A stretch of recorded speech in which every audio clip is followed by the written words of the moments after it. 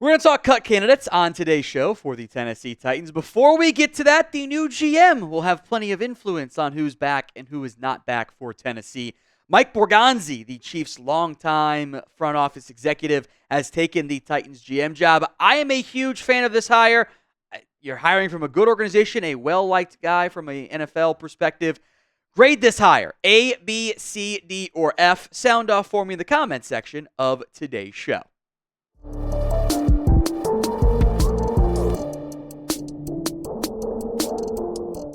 We're taking a look today at the top Titans cut candidates. Now, Titans have around $50 million in cap space. Some sites got 44.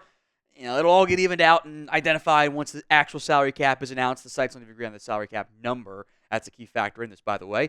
And Tennessee can create a lot of more room with potential moves. Let's begin with the one that I think is maybe the most obvious. That is the release of Kenneth Murray Jr., the Titans linebacker.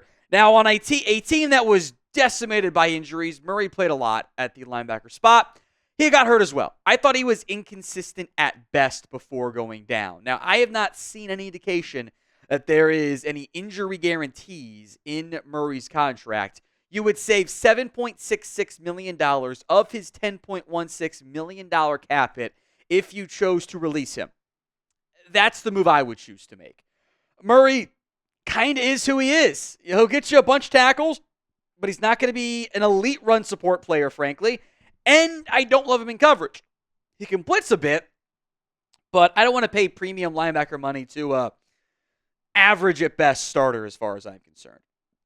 Now, Tennessee's got a lot of decisions to make here at linebacker. Cedric Gray, James Williams didn't play a lot. Jack Gibbons is an ERFA. He'll be back coming off injury. We'll see what happens to Jerome Baker or Luke Gifford. I would not be opposed to kind of continuing to overhaul this linebacking core and hopefully giving Cedric Gray some real playing time. We'll stick on the defense. That's where a lot of the moves to make are potentially at.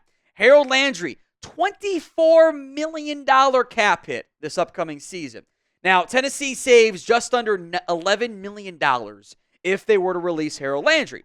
I also think Landry is a very good football player. I don't want to carry a $24 million cap hit for anybody, really, outside of quarterback. Quarterback's like the one spot, and some receivers you can get by with doing there. I think an extension makes a lot of sense here for Harold Landry. He's coming off a 15 TFL, 9-sack season. He had double-digit sacks back in 2023. He's a good football player. I like him a lot.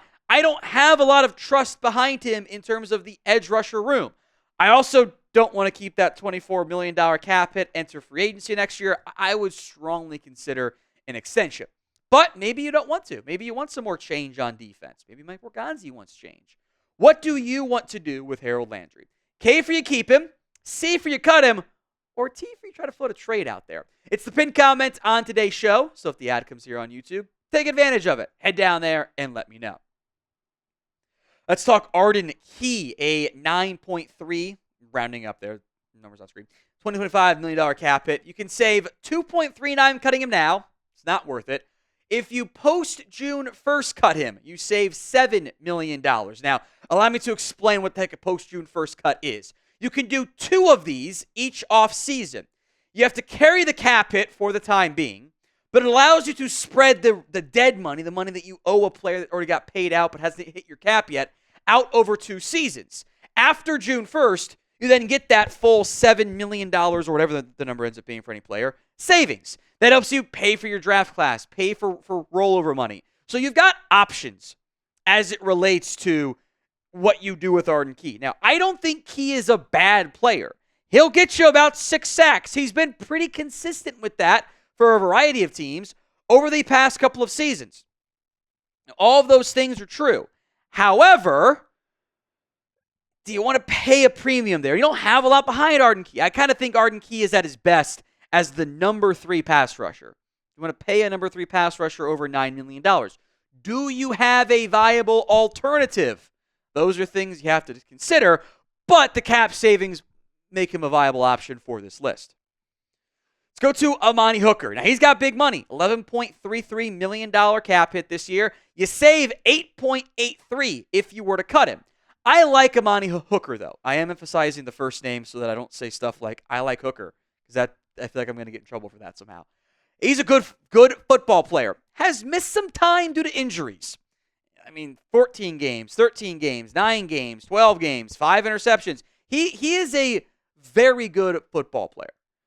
And maybe just good, actually. Maybe you can bump it down a little bit there, but coming off a 5 interception season, I don't have a lot that I trust in this safety room either.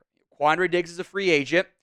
Javarius Owens was a futures deal guy. Julius Wood is facing a suspension. He kind of falls into the Harold Landry bucket for me. The cap savings mean you almost have to mention this. I would rather work out an extension for Amani before I do anything else. Today's show is made possible by Prize Picks. It is the best place to get real money sports action. With over 10 million members and billions of dollars in awarded winnings, Prize Picks has made daily fantasy sports accessible to all. You pick more or less on at least 2 players for a shot to win up to 1,000 times your cash. Run your game all season long on Prize Picks. It is playoff time. It is now or never. Don't miss out on the last few weeks of football action with Prize Picks. It is the best place to win cash while watching the playoffs. Maybe you want to do what my boy Jack Lauder did, which is go for the more than rushing yards on the 2 quarterbacks playing later this Sunday evening. Lamar Jackson and Josh Allen, more than rushing yards there. Shout out to Jack for nailing his Joe Mixon more than a half touchdown Prize Picks option as well. It's available in over 30 states, including California, Texas, Georgia, and Florida. Download the app today. Use code CLNS to get $50 instantly after you play your first $5 lineup. The link will be in the comments section and the description of today's show. You don't have to win to get that $50, by the way. It is guaranteed. Download the app today over at prizepicks.com/CLNS and use that code CLNS to get the $50 instantly. Let's go to Nicholas Petit-Frere. Now, he is due a $3.56 million cap hit, and you save almost every single penny if you cut him. This is pre-post cap 6-1. It's all the same. The cap savings do not change. NPF has been, frankly, a pretty big disappointment for me. I have not liked what I've seen out of him. These numbers are just mind-boggling. Like, you're allowing a sack on 10 sacks on 600-plus snaps? Seriously? You're playing a full season, we're talking nearly 20 sacks allowed. From a snap count to snap perspective. That doesn't... No, I'm not doing that. Right tackle is a massive need for Tennessee. I don't think NPF is a viable backup right tackle. You don't... Obviously, $3 million isn't a lot, but it is something. And I would rather just carry it over to next year. And maybe NPF sticks around through training camp and gets one more crack at it, but I am prepared to fully move on here. So name a player who you want to cut. Let me know in the comments section of today's show. Would not be surprised to see any Treylon Burks mentions in here. Here's the problem with Burks. Got a $4.5 million cap hit. Because he is a first-round pick and where he was drafted, his deal is fully guaranteed. Now, I don't know if there's offset language here. Now, offset language means if you cut a player and they sign somewhere else, any guaranteed salary money would be offset by what the new team pays him. So maybe there's $1 million here that you'd save in the offset language side of it. But ideally, you find a trade partner for his $2.66 million salary that you owe him if you choose to cut him. That would save you in a trade then $2.66 million. Burks has been... there's no way around it. It's been a colossal disappointment. His numbers have gone the wrong way. He has been unable to stay on the field. It's another new regime coming in from a GM perspective. It's time to move on. Cut him or trade him. For me, I don't want him on my team. The savings are zero.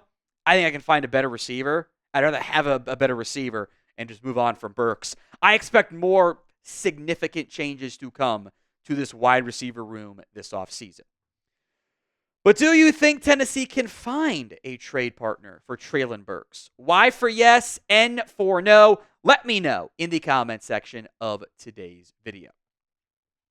Another player added this past offseason, Chiney Ogwumike. He's got a $14.24 million cap hit. That's expensive. He's battled injuries again. What concerns me is you don't really save much money. You can save 1.73 cutting him now. Post June 1st him to save 4.23. At that point, I'm kind of like, let's just let him ride it out for one more year and fingers crossed he's healthy. When he's been healthy, he's been a quality corner. Him missing half a season every other year is kind of par for the course, unfortunately, with Chidobe Awuzie. When healthy, this cornerback room is good. Jarius Sneed, Awuzie, Roger McCreary, Jarvis Brownlee, I thought flashed it in his role. I have players I can play at corner. I need them to be out there on the field. And we will come back to Sneed, by the way, in a little bit. We are 148 subs away from 10,000 here on Titans Today. Help us get there. Hit that sub button, youtube.com/Titans Today. I know people are mad about Jeffery Simmons' play, so I want to mention him here.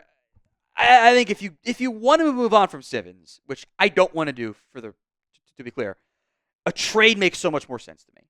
You save 22.74 is the cap hit, 2.3 cutting him now gross, 11.94 after June 1st. He's still a good defensive tackle. You can find a trade partner for him. I know these sack numbers haven't been what a lot of us were hoping for. I think he continues to be a huge part of when your defense plays well. Now, your run defense stunk down the stretch this year. I don't know how much we can blame Simmons for that and general things. The Titans defense for the year just got out of hand completely, and I think there may have been some folding on that defensive side of the ball. They were having a good season. Yeah, I kind of want to bring back Sebastian Joseph today, bring back Sweat, bring back Simmons, and let those guys kind of run it back up front. I do want to mention, because I've seen people like, move on from Ridley and Sneed. I don't want to do that, because then I got massive holes at receiver and corner. I would almost restructure them and go in on those guys for the future. You save less than $510K total, cutting Calvin Ridley after June 1st. No. And you lose salary cap space even cutting L'Jarius Sneed after June 1st. So those guys aren't going to go anywhere. I will also mention Will Levis here. We will do like a trade candidates video. He'll be on there. You don't save any money cutting Will Levis because he's early enough as a round 2 pick. The salary and stuff are still guaranteed. $2.2 million, $2.22 million if you cut him right now. In loss of salary cap space, he's super cheap right now. And 1.24 after June 1st. You're better off just whether you trade him or let him stick around as quarterback 2, keeping Levis or trading Levis and not cutting him.